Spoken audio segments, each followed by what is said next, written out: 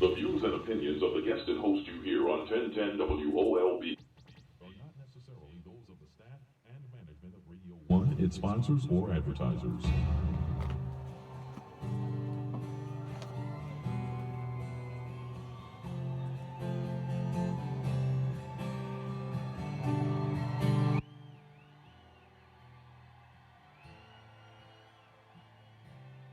Take these shoes, click clacking down some dead end street.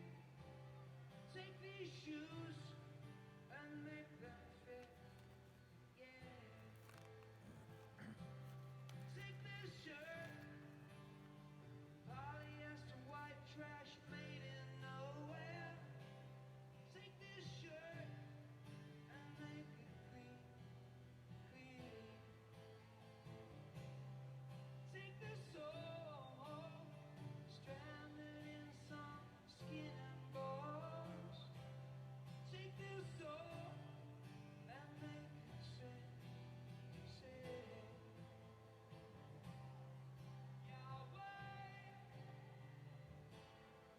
Yahweh, always paid before a child is born. Yahweh, Yahweh, till I'm waiting for the dawn.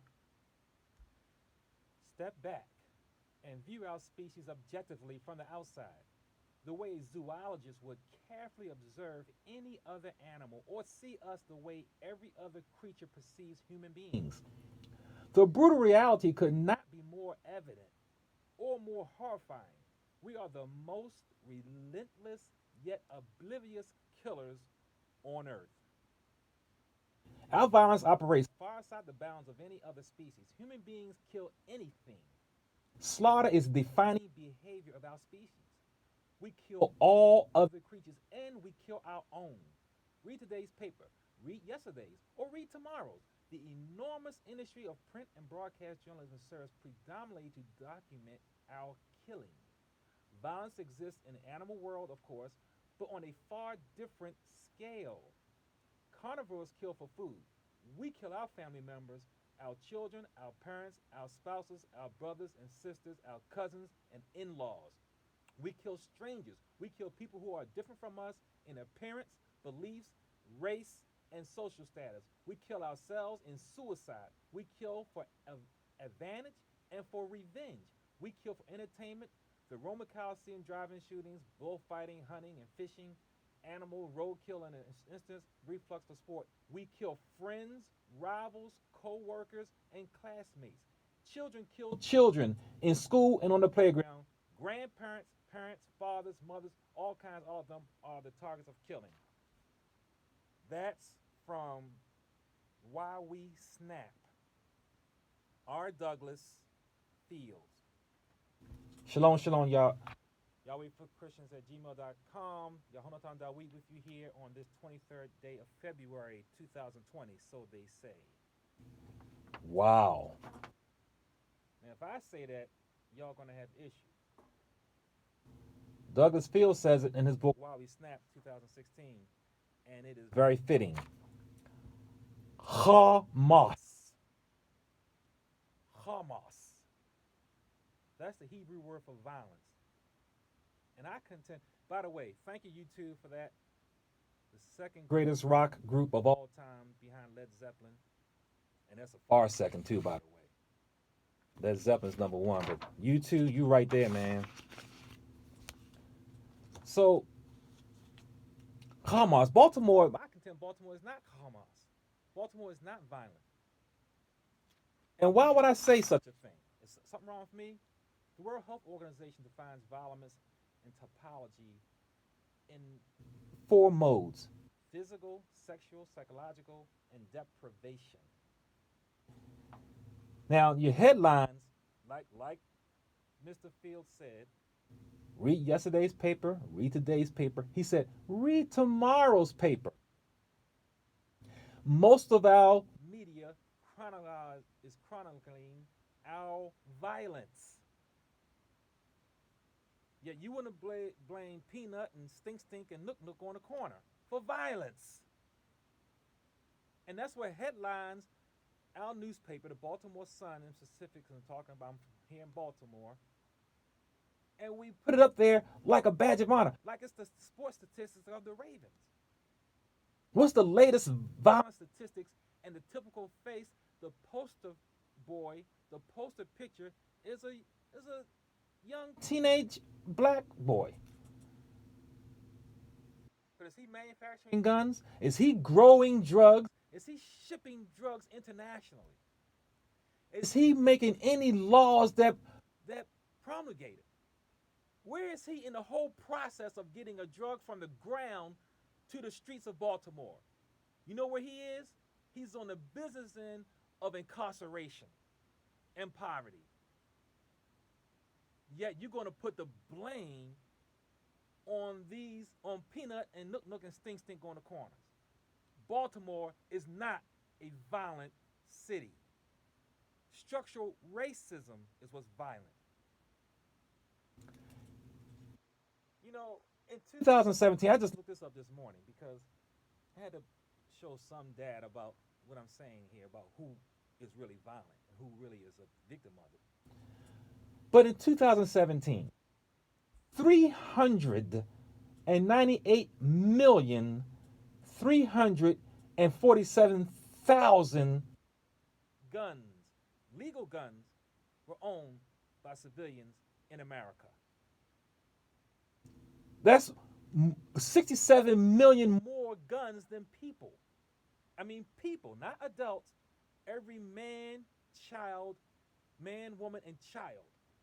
We have far more guns than every last person, and that's just civilian guns. That's not counting guns for your military or for your police departments and your quasi-police departments. This is just regular citizens, and this is just the legal ones, not the illegal ones.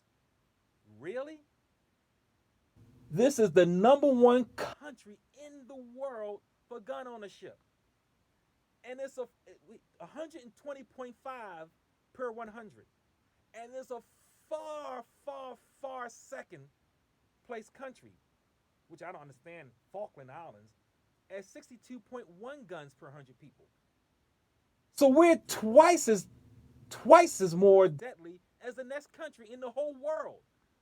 The second country has half the amount of guns per 100 people than we do. Half.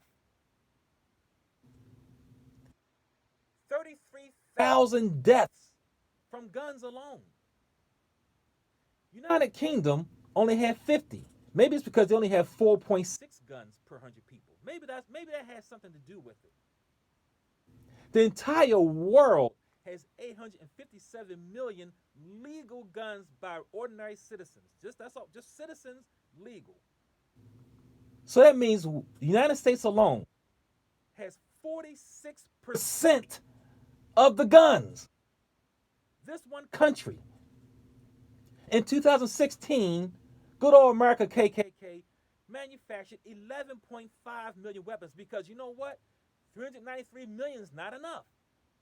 So 11.5 million more. As a matter of fact, since 1986 and going up to 2018, 150 million guns were manufactured here in the United States. That's only 4.7 million per year. So that means they're ratcheting it up. What are you afraid of? What are you afraid of? And you're saying people look like me are the violent ones? Oh, I disdain C4 and his rhetoric. He's on WBL. I disdain that man. Running his mouth about a bunch of nothing. He doesn't know jack. I dare him. I'm sure I might have 8 people out there. But I would love to have a one-on-one with C4. Because you want to talk about violence, and he's only has half a brain. You want to talk about violence, talk about Lockheed Martin Corporation, the number one manufacturer of guns in the world. You want to stop that? Why don't you just have 4.1 guns per 100 like UK does? And maybe you'll go down from 33,000 deaths to 50. But you're not sincere in curbing violence, governor, mayor, commissioner. You're not sincere. This is a mockery. And you're following the narrative given to you. And the narrative is not accurate.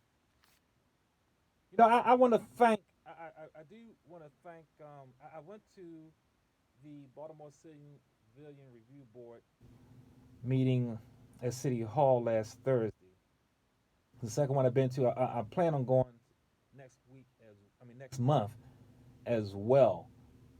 But not too many more, because I applaud these hard-working board members. Very hard, very hard. And Melvin, Mr. Curry gave me a video because I told them I didn't think they were making any headway.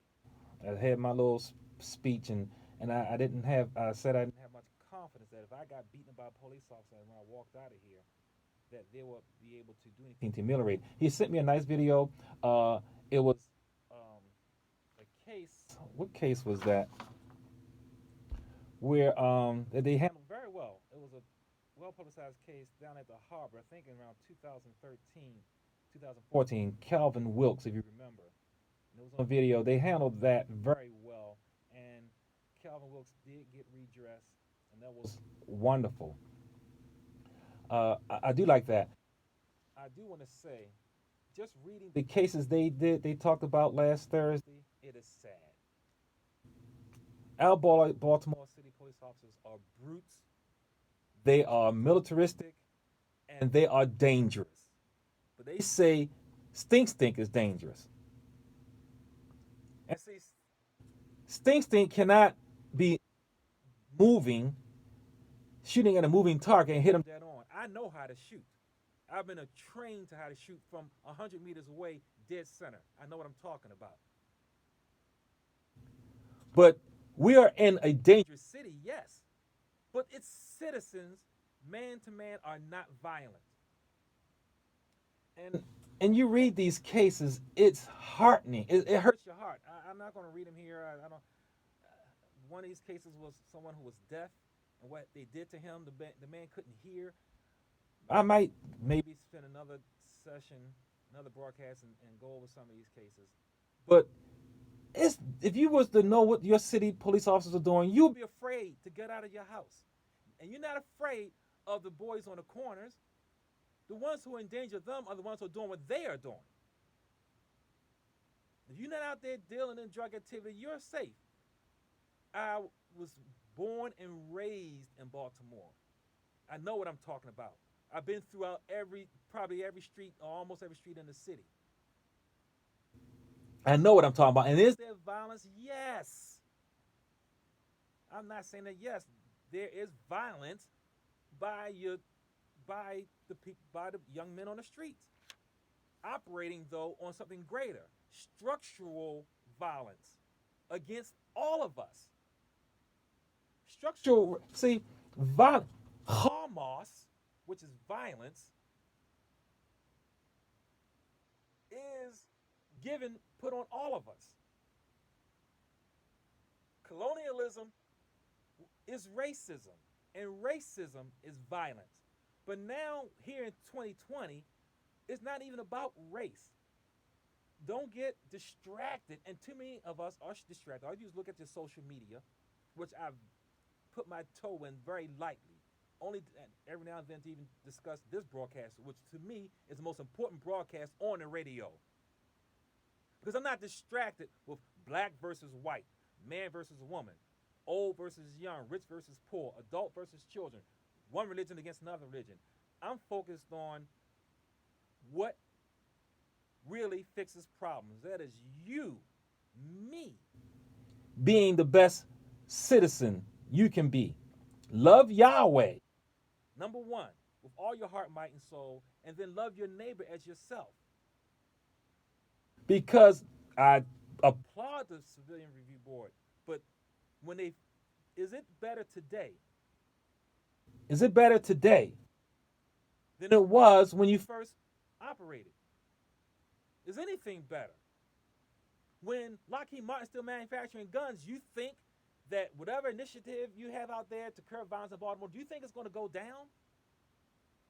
when countries are growing poppy seeds to keep their economy going, and all the nations are in cahoots and shipping it to America and getting it onto the streets to other hands, and they cut it and they cut it and they cut it down to the pookie on the street. Long as that's going on, you're going to always have what you have. Stop blaming the man on the bottom. Structural racism, and it really goes really just the whole structure of this system is not even racism anymore, is what's violent. And what you're seeing on the streets is a result or reaction to the violence put on us. Your tax system is violent. Yours, look what's going on with the current. They want to tax you more for education. Baltimore City, the average the student in Baltimore is being spent $16,184 per pupil. It's number 3 in the country, and you're saying you need more money to teach that student. And he can't even read. 16,000 plus per student, and he still can't read. The third most amount of money allocated in the whole country, and you still saying you want more? That is the typical reaction from frightened America, who has to have 380 million guns and more, is that build more prisons and give more money to the students. That is stupid. And I refuse to believe I'm the only thinking person out here. Is you need to give Pookie more than $16,000 to teach him. There's something else more important than that. His father needs a job. And if Uncle Sam is giving out something, that you don't put the father out of the house, like my father had to do, run out on the roof of from my window and go down the fire escape when the 2 social workers were coming to the house.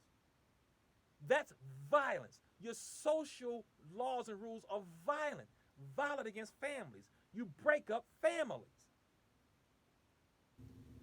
Your economic structure is violence. Brothers can't get a job where they can go ahead and actually take care of their families. That's violence. And then you're going to be upset about what he does in response to not getting a job? Where would I be if I didn't have my job? Men with jobs that they can support their family are not on the streets shooting nobody. They're going to work and paying taxes. Your system, America, your system, Maryland, your system, Baltimore, is violent against its citizens. The citizens are the victims. They're not violent. Yes, there are some violent people. Your system flourishes it. And you've always done that since you decided to take over the world. Since then. Because the structure of human oppression, and yes, it started off with racism, but now it's human oppression. It's plenary. There is no avenue, no forum, no platform, no process, no political intervention, no judicial proceedings to ameliorate it. Because when a police officer can choke and kill somebody, or go into somebody else's house and shoot them in their own home, or just violate their own space and then still have a job, your legal system supports that. That's violence. They can't even go to the legal system against those who are violating the law, who's entrusted to keep the law. If you mistakenly kill somebody, the one who paid the biggest price for your mistake is one who's dead. You should not have a job. I don't care whether it was an honest mistake. Hey, I believe eye for an eye. You should be dead. But at the very least, you should not be a free man because you had a badge and a gun. You should be the most upright of citizens. Terrorizing citizens. I've been terrorized many times myself. It's impossible to be raised in Baltimore and not be terrorized by those who are supposed to be keeping the law or enforcing the law. Khaw-mawc. Violence. We live in the most violent country on earth. But you do not see 2 Wall Street men wearing $3,000 Brooks Brothers suits being on the front of the pages as violent men. You applaud them. You love them when they take over one building or one company over another. You losing Lake Mizan now to California. Did you see that in the news? This political system here in Maryland is corrupt, and it doesn't help the businessman. And this Curban thing will make it even worse. We're so corrupt. Do you remember the savings and loan debacle? That crushed Maryland. Guess what it did? It helped Delaware to flourish. So much banking and industry went over to Delaware because of the corrupt political system here in Maryland. You live in a corrupt state, a corrupt city, and you're putting it on the little man on the street? Stop this. You're holding on to our week with you here. Y'all wait for Christian at gmail.com, 443-306-3518. I'm the only man in Baltimore that thinks. The rest of y'all distracted with who's going to run for mayor, who's going to run for the president, who's going to win this. It's jobs. You're doing a disservice to your citizens. You're doing a disservice to your citizens when you're talking about they're being underfunded in education, $16,000 per student. Give me that money. I bet I can get them educated. First of all, you take them out of that compulsory education. You're getting disservice. You're doing disservice to your students when you talk about black versus white. It's not that. That's what the Luciferians want you to do. Because those are the ones who orchestrate the policies and the procedures that we live by. Those are the ones who orchestrated colonialism, racism, and all this violence that started everything that we live under. Those are the ones you don't see. It's not your fine white brother across the street or the Jewish guy you work with. It's not them. We're all victims of it by your Luciferian leaders who orchestrate the laws and the policies. Tell the truth to your people. Don't be afraid. Yes, I put myself in great danger by speaking the truth. Great danger by speaking the truth. And that's all I'm doing. Most of the violence is done against people who look like me, though we're all being affected.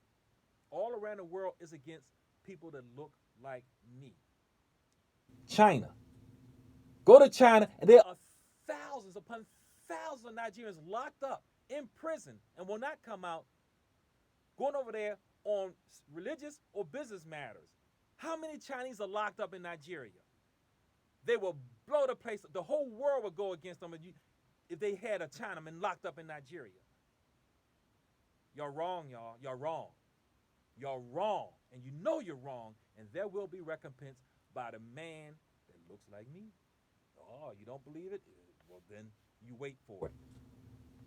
In the meantime, today, this day, you wake up, you go to work, you pay your taxes, go to school, better yourself. Do not look for redress from your voting.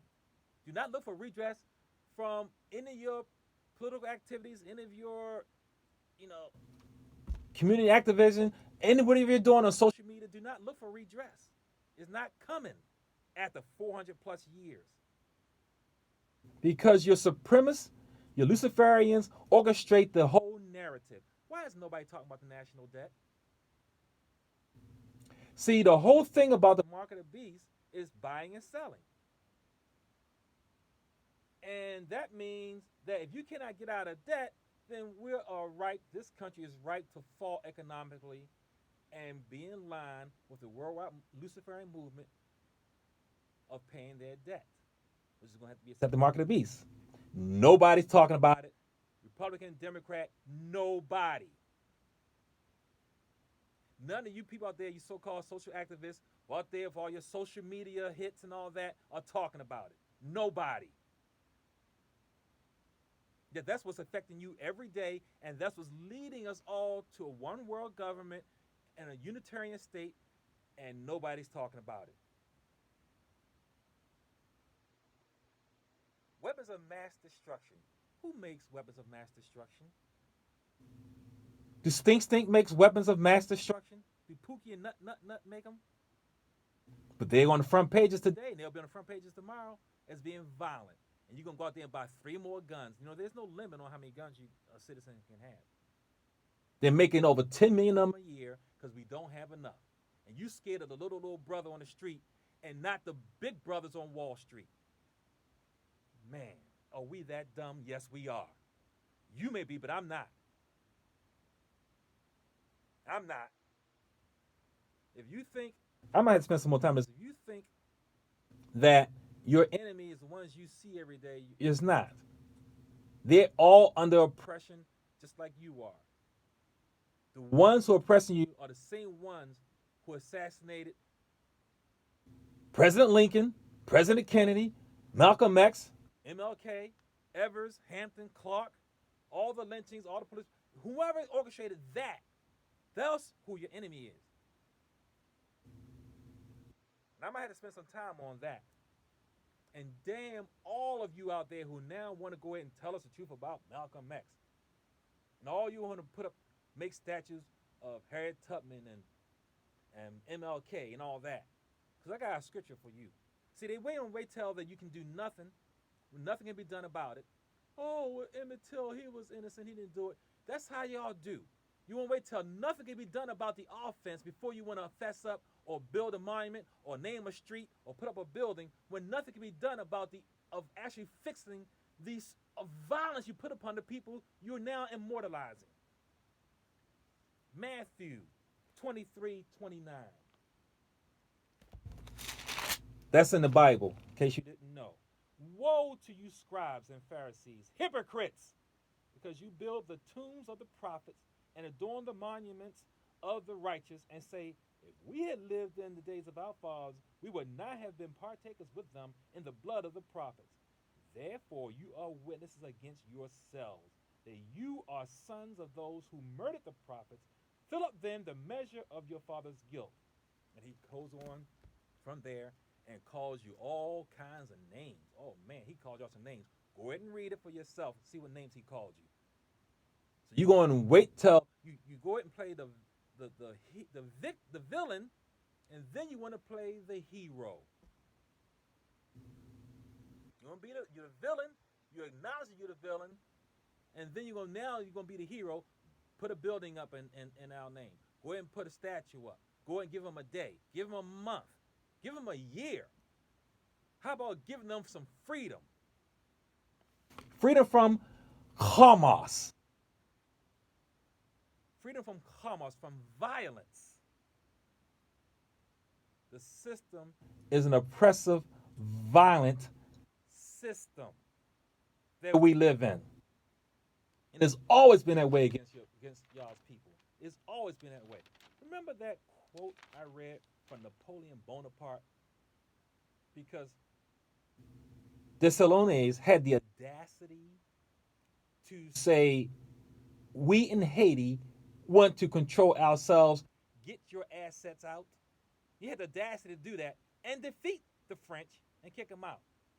My decision to destroy the authority of the blacks in Saint Dominique, which is Haiti, is not so much based on considerations and commerce and money as on the need to block forever the march of the blacks in the world.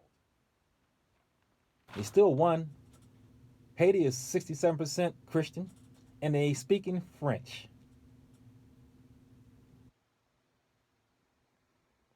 What about your pogroms? What about remember we talked about the Doctrine of Discovery, the Catholic bulls that says, go out against the enemies of Christ. Go to the world.